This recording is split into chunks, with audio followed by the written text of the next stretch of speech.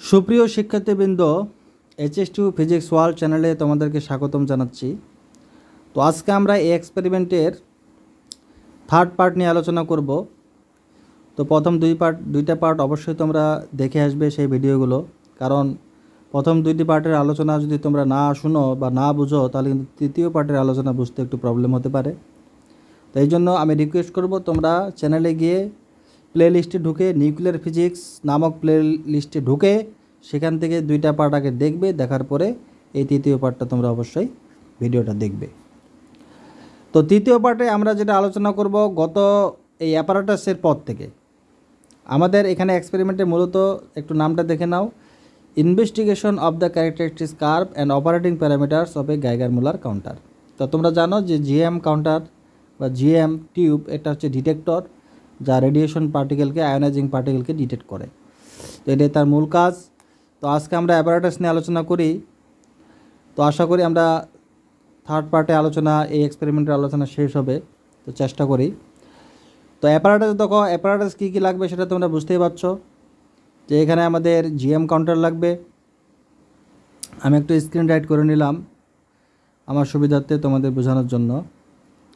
তো তোমরা এখানে দেখো, এখানে জিএম কাউন্টার অবশ্যই লাগবে এক্সপেরিমেন্টের জন্য, হাই ভোল্টেজ পাওয়ার সাপ্লাই লাগবে, রেডিয়েশন সোর্স লাগবে। তো রেডিয়েশন সোর্স যেমন আলফার সবচেয়ে ভালো উদাহরণ হচ্ছে আমেরিকাম 241, বিটার জন্য সবচেয়ে ভালো সোর্স হচ্ছে 90 স্ট্রনসিয়াম, আবার গামার জন্য কোবাল্ট 60। তো ম্যাক্সিমাম গামা সোর্সের জন্য কোবাল্ট 60 ব্যবহার হয় বেশি ল্যাবগুলোতে আমাদের বাংলাদেশে। তারপরে কাউন্টিং সিস্টেম অবশ্যই লাগবে, কারণ যেহেতু কাউন্ট করতে হবে ডিসপ্লেতে আমাদের সেই সংখ্যাগুলো দেখতে হবে। শিল্ডিং অ্যান্ড সেফটি ইকুইপমেন্ট অবশ্যই লাগবে, কারণ যেহেতু রেডিয়েশনের একটা এক্সপেরিমেন্ট, তাহলে গ্লোভস লাগতে পারে, ফরসেপ লাগতে পারে, এগুলো কিন্তু এক্সপেরিমেন্ট করার সময় তোমরা অবশ্যই ইউজ করবে। তো যাই হোক, এবার আমরা প্রসিডিউরে আসি। তো প্রসিডিউর এখানে আমি লিখে দিয়েছি, তোমরা চাইলে এগুলো নোট করে নিতে পারো। তো প্রসিডিউর আমি খুব সাধারণভাবে আমি তোমাদের যেটা বলে রাখি, সহজ ভাষায় আমি বলি প্রসিডিউর কীভাবে এক্সপেরিমেন্ট করতে হবে। সর্বপ্রথম তোমরা সেট আপ দিবে, এক্সপেরিমেন্ট সেট আপ, ভোল্টেজ অ্যাপ্লাইয়ের জন্য সুইচ অন করবে। সো সুইচ অন করার পরে তোমরা মিনিমাম ভোল্টেজ থেকে তোমরা শুরু করবে। তো মিনিমাম ভোল্টেজ থেকে তোমরা প্রথমত তোমাকে একটা টাইম ফিক্স করে দিতে হবে। তুমি যদি 5 মিনিটের জন্য যদি অবজারভেশনে তুমি যদি কাউন্টেড নির্ণয় করো, তাহলে 5 মিনিট তোমাকে সেট আপ করে দিতে হবে, 5 মিনিট। এবং এই টাইমটা এমনভাবে সেট আপ করতে হবে যতক্ষণ পর্যন্ত তুমি রিডিং নিবে বিভিন্ন ভোল্টেজে, তোমার এই টাইমটা কিন্তু কখনো চেঞ্জ হবে না। প্রত্যেকটা অবজারভেশনে তোমাকে কিন্তু নির্দিষ্ট টাইমে কাউন্টেড নিতে হবে। এটা হচ্ছে প্রথম কথা। দ্বিতীয় কথা, এখন আমরা জানি যে আমরা যেহেতু এখানে অবজার্ভড কাউন্ট হচ্ছে আমাদের, মূলত এখানে ব্যাকগ্রাউন্ড যুক্ত থাকে, তাহলে এই জন্য কাউন্ট নির্ণয় করার আগে তোমাদের ব্যাকগ্রাউন্ড কাউন্ট কিন্তু নিয়ে নিতে হবে। ব্যাকগ্রাউন্ড নেওয়ার সময় তোমাদের কিন্তু সোর্স ব্যবহার করা যাবে না, সোর্স একেবারে দূরে রাখতে হবে। দূরে রেখে তোমাদের ব্যাকগ্রাউন্ড কাউন্ট করে নিতে হবে। এরপরে সোর্স ঢুকায়ে তারপরে তোমরা আবার কাউন্টে নির্ণয় করবে। নির্ণয় করার পরে তোমরা সুন্দরভাবে টেবুলাইজ করবে, তার মানে ব্যাকগ্রাউন্ডও টেবুলাইজ করবে, আবার অবজার্ভ যে কাউন্টেড সেটাও কিন্তু তোমরা টেবুলাইজ করবে একটা নির্দিষ্ট সময়ে। আবার প্রত্যেকটার অবজারভেশন নাম দেবে, অবজারভেশন নাম্বার দেবে। তোমরা একটা টেবিলটা দেখো, এখানে আমি তোমাদের এখানে টেবিলটা দেখাই। এই টেবিলটা দেখলেই তোমরা প্রসিডিউর এবং টেবিল একসাথে দেখলে তোমাদের জন্য সুবিধা হবে। তো দেখো, তো তোমরা এখানে টেবিলটা দেখতে পাচ্ছ যে এখানে তোমাদের যে কাজটা করতে হবে, প্রথমে হচ্ছে একটা কলাম করতে হবে তোমাদের অবজারভেশন নাম্বার। এই যে দেখো, প্রথম কলামটা করবে অবজারভেশন নাম্বার, দ্বিতীয় কলামটা করবে অ্যাপ্লাইড ভোল্টেজ। সেটা তোমরা এখানে আমি যেহেতু এই জায়গাতে কাউন্ট পাওয়া গেছে 300 ভোল্টেজ, এই জন্য 300 থেকে টেবিলটা করা হয়েছে। যদি 300-র আগে কাউন্ট না পাও সেগুলো লেখার প্রয়োজন নেই, কারণ সেগুলো তো জিরো। তবে একটা তোমরা এখানে জিরো হিসেবে দেখাতে পারো, যদি তোমরা গ্রাফটা ভালোভাবে দেখাতে চাও, ওই 4টা পোরশন যদি দেখাতে চাও তাহলে তোমরা জিরো দেখাতে পারবে, এবং জিরো দেখানো ভালো। এরপরে দেখো ব্যাকগ্রাউন্ড, এরপর অবজার্ভ। তোমরা আগে অবজার্ভও নিতে পারো, পরে ব্যাকগ্রাউন্ডও নিতে পারো, এটা কোনো অসুবিধা নেই, আগে পরে যে কোনোভাবে নেওয়া যেতে পারে। তবে প্রত্যেকটা অবজারভেশনে তোমাকে ব্যাকগ্রাউন্ড আলাদাভাবে নিতে হবে। তো এখানে এই টেবিলে ব্যাকগ্রাউন্ড কিন্তু সবগুলো মান কিন্তু একই রকম দেখানো হয়েছে, এটা কিন্তু নাও হতে পারে, এটা মনে রাখবে, এটা কিন্তু চেঞ্জ হতে পারে। কারণ বিভিন্ন ভোল্টেজে কিন্তু আমরা যেটা থিওরি বুঝলাম যে বিভিন্ন ভোল্টেজে কিন্তু তোমার সবগুলো রেডিয়েশন পার্টিকেল কিন্তু একমাত্র প্লাটো রিজন বাদ দিয়ে তুমি যদি ব্রেকডাউন রিজনে যাও বা লো ভোল্টেজ রিজনে যাও সব রেডিয়েশন পার্টিকেল কিন্তু কাউন্ট হবে না। ইভেন জিএম কাউন্টারের ডেট টাইম থাকার কারণে কিন্তু সেটার কারণে কিন্তু অনেক রেডিয়েশন পার্টিকেল কিন্তু কাউন্ট থেকে বাদ পড়ে যায়। তো এই জন্য অনেক সময় কিন্তু আবার ডেট টাইম কারেকশনও করতে হয়, তো এখানে সেটা করা হয়নি। হয়তো বা ভবিষ্যতে এই ধরনের এক্সপেরিমেন্ট আমি নিয়ে আলোচনা করব যে কীভাবে ডেট টাইম কারেকশন করে এক্সপেরিমেন্ট করা যায় অ্যাকুরেট রেজাল্ট পাওয়ার জন্য। তো যাই হোক, তাহলে বুঝতে পারছো প্রত্যেকটা ভোল্টেজ তোমরা 20 ভোল্ট অথবা 30 ভোল্ট ইনক্রিজ করবে, ইনক্রিজ করে করে ব্যাকগ্রাউন্ড কাউন্ট নেবে, আবার অবজার্ভ কাউন্ট নেবে, কাউন্ট নিয়ে তারপর নেট কাউন্ট বের করবে। তো নেট কাউন্ট বের করবে অবজার্ভ থেকে, তোমরা যদি ব্যাকগ্রাউন্ড মাইনাস করে দাও, বিয়োগ করে দাও, তাহলে কিন্তু তোমরা নেট কাউন্ট পেয়ে যাবে। তো এরপর পাওয়ার পরে এই যে অ্যাপ্লাইড ভোল্টেজ, দেখো এই যে অ্যাপ্লাইড ভোল্টেজ আর হচ্ছে তোমাদের এই যে নেট কাউন্ট, এই নেট কাউন্ট এই দুইটার ভিতর তোমাদের প্লট করতে হবে। তাহলে ওয়াই অ্যাক্সিস বরাবর নেট কাউন্ট নেবে, এখানে দেখো নেট কাউন্ট উপরে চিত্রে ফিগার 2-এ, এটা হচ্ছে এক্সপেরিমেন্টাল গ্রাফ, এই ডাটার উপর বেস করে এটা করা হয়েছে। আর এক্স অ্যাক্সিসে দেখো অ্যাপ্লাইড ভোল্টেজ। তো এই দুইটা ভোল্টেজ দুই অ্যাক্সিসে বরাবর রেখে তোমরা কি করবে, একটা গ্রাফ করবে। তো গ্রাফটা কিন্তু মোটামুটি দেখো এই যে ভ্যালুগুলো এখানে নেওয়া হয়েছে সেটা ঠিক আইডিয়াল গ্রাফের মতো হয় নাই, কিন্তু সেটার মধ্যে একটু প্যাটার্ন দেখা যাচ্ছে। প্রথমের দিকে দেখো প্রপোর্শনালি বাড়ছে 300-এর পরে, তো এর আগে কিন্তু 0, তারপরে কিন্তু মোটামুটি দেখা যাচ্ছে ফ্ল্যাট হয়েছে, একেবারে হয় নাই কিন্তু ফ্ল্যাটের মতোই কিন্তু দেখা যাচ্ছে। এরপরে আবার হঠাৎ করে প্রচুর পরিমাণ বেড়ে গেছে, তার মানে ব্রেকডাউনে চলে গেছে। তার মানে আমাদের জিএম কাউন্টার কিন্তু সবসময় আমাদের অ্যাপ্লিকেশনে অপারেট করবে এই প্লাটো রিজনে, প্লাটো রিজনের বাইরে কিন্তু রাখা। তার মানে কি প্লাটো রিজন থেকে আমরা বুঝতে পারবো যে আমাকে জিএম কাউন্টারে কত ভোল্টেজ আমাকে ব্যবহার করতে হবে। তো এই জায়গায় এই জন্যই কিন্তু এই প্লাটো রিজনটা জানার জন্যই বা অপারেটিং রিজনটা জানার জন্যই কিন্তু আমাদের মূল উদ্দেশ্য এক্সপেরিমেন্টের। তাহলে আমরা জিএম কাউন্টারকে আমরা সঠিকভাবে আমরা অ্যাপ্লাই করতে পারবো বিভিন্ন ক্ষেত্রে। তুমি যদি এখন হঠাৎ করে তুমি একটা কোনো কাজে জিএম কাউন্টার ব্যবহার করতে নিয়ে গেছো, সেখানে তুমি ওই ব্রেকডাউন রিজনে যে ভোল্টেজ তুমি অ্যাপ্লাই করেছো দিয়ে তুমি কাউন্ট করছো, তো সেখানে তো তোমার মানে এত পরিমাণ কাউন্ট দেবে রেডিয়েশন পার্টিকেল ছাড়াই অতিরিক্ত, যে তুমি কিন্তু সেখানে অবাক হয়ে যাবে। আসলে কিন্তু সত্যি না, ওই রেডিয়েশন কিন্তু নাই, কিন্তু তুমি কিন্তু তখন ভুল, এটা কিন্তু বিরাট একটা ভুল। এই জন্য জিএম কাউন্টার দিয়ে তুমি যদি কোনো রেডিয়েশন মাপতে যাও বা তুমি যদি পরীক্ষা করতে চাও যে সেখানে কোনো রেডিয়েশন আছে কি না বা কেমন রেডিয়েশন আছে, তাহলে তোমাকে অবশ্যই কিন্তু আগে এই জিএম কাউন্টারের ক্যারেক্টারিস্টিক তোমাকে বের করে নিতে হবে। বের করার পরে তোমাকে বুঝে নিতে হবে যে আমি যে যন্ত্রটা ব্যবহার করছি সেটার প্লাটো রিজন যে অপারেটিং প্যারামিটারগুলো কেমন, এবং এই প্যারামিটারগুলো দেখেই তোমাকে ফাইনালি তোমাকে সিলেক্ট করতে হবে যে কোন ভ্যালুটা তুমি ব্যবহার করে তুমি সেটা অ্যাপ্লাই করবে। তো যাই হোক, এরপরে এই ক্যারেক্টারিস্টিক্স কার্ভটা বের করার পরে তোমরা তখন ক্যালকুলেশন করবে। ক্যালকুলেশনে তোমাদের সেই প্যারামিটারগুলো ক্যালকুলেশন করতে হবে। তো এখান থেকে ওই চিত্র থেকে তোমরা প্রথমে V1, এই যে V1 এটা হবে V1, দেখো এটা হচ্ছে তোমাদের V1, এখানে এই পয়েন্টটা হবে V1, এটা হবে তোমাদের N1, তারপরে হবে V2, এটা হবে N2।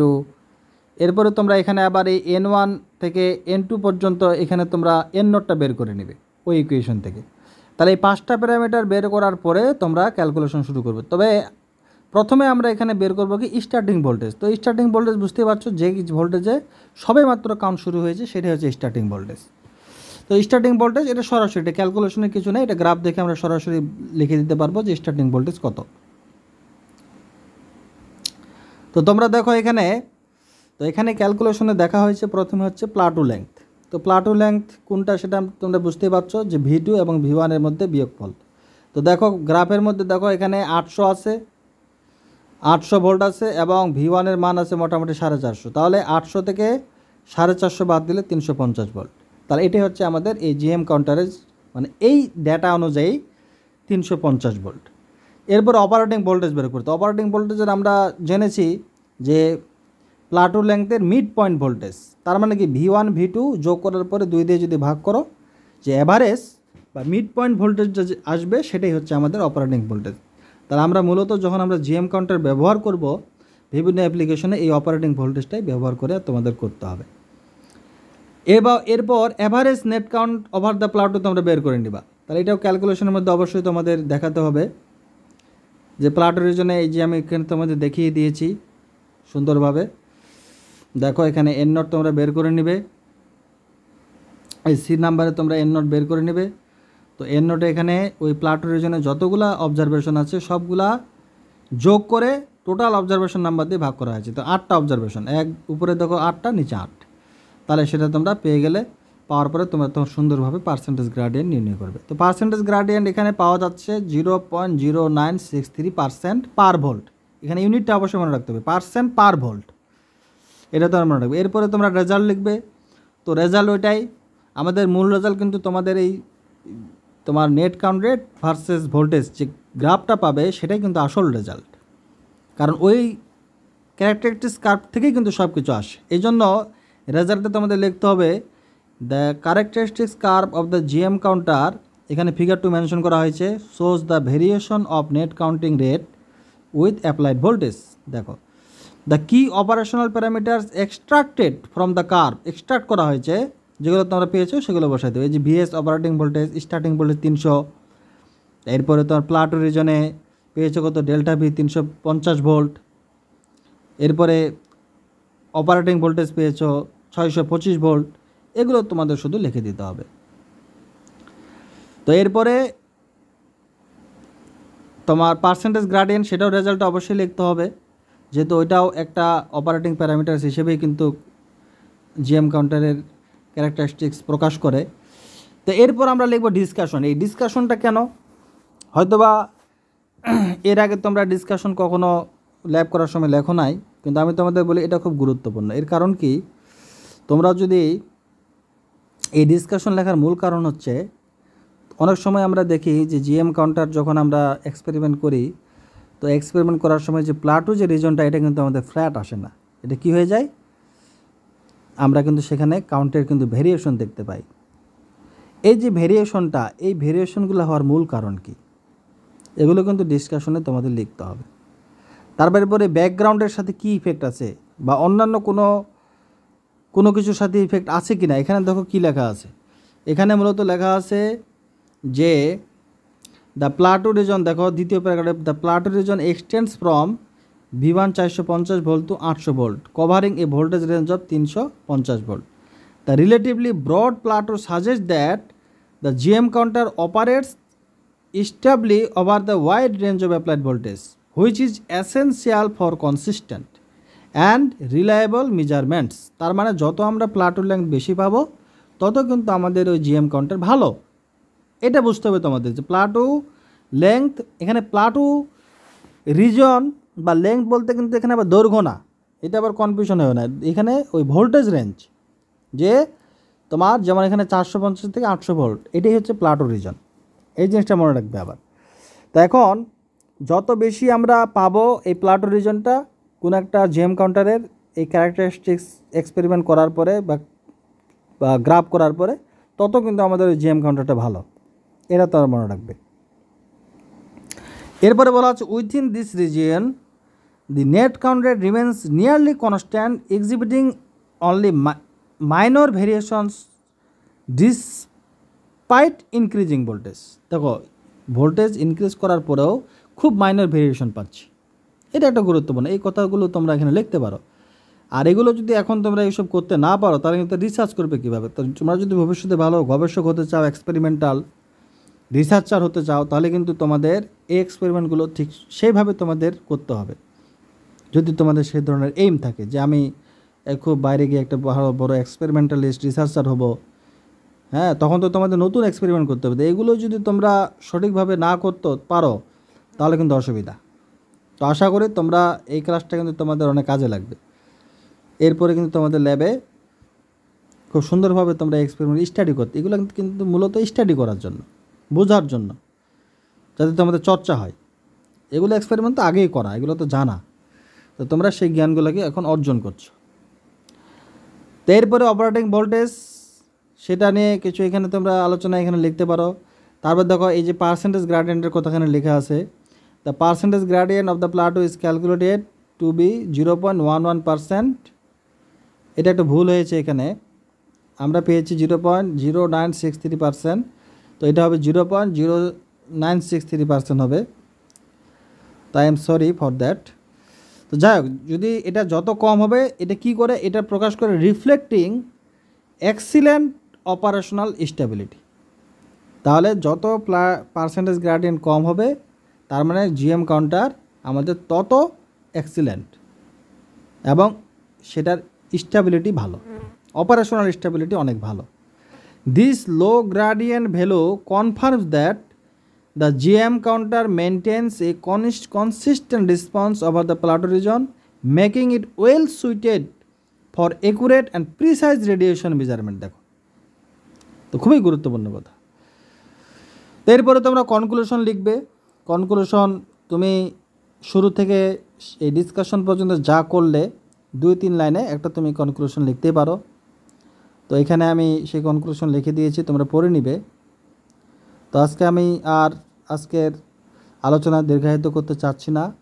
তোমাদের হয়তো এই এক্সপেরিমেন্ট নিয়ে অনেক প্রশ্নের সৃষ্টি হয়েছে, তো সেগুলো যদি তোমরা করতে চাও তাহলে তোমরা আমাকে কমেন্টে জানাতে পারো, অথবা হোয়াটসঅ্যাপে যোগাযোগ করতে পারো, অথবা সরাসরিও দেখা করতে পারো।